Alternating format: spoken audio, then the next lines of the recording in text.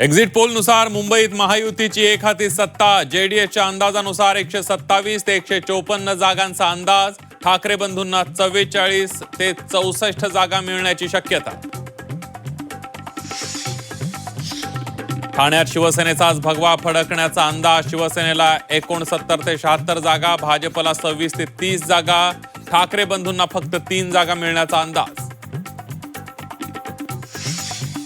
Exit पोलनुसार कल्याण डोंबिवलीमध्ये भाजप शिवसेनेची प्रचंड बहुमतानं सत्ता येणार. ठाकरे बंधूंची धाव 5 ते 7 जागांपर्यंत जाण्याचा अंदाज.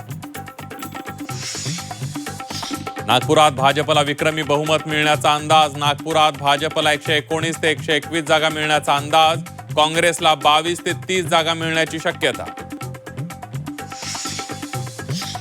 पुणे महापालिकेत भाजप सर्वात मोठा पक्ष. भाजपला 79 ते 92 जागा मिळण्याची शक्यता. अजित पवार यांच्या राष्ट्रवादीला 48 ते 61 जागा मिळण्याचा अंदाज. नाशिकमध्ये जेडीएसच्या पोलनुसार भाजपचीच एक हाती सत्ता येणार. शिवसेनेला 35 ते 41 जागा, तर ठाकरे बंधूंची 10 ते 12 जागांचीच कामगिरी.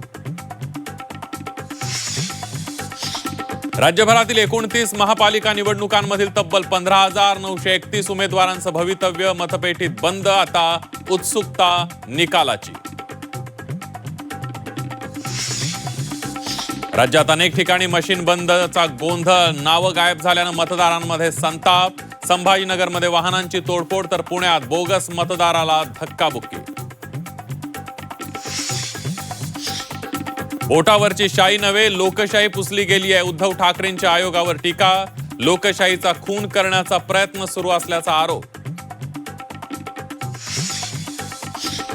बोटावरची शाई पुसली जात नसल्याचं निवडणूक आयोगाचं स्पष्टीकरण. झेडपी पंचायत समिती निवडणुकीत मार्करऐवजी शाईच वापरली जाणार असल्याची ग्वाही.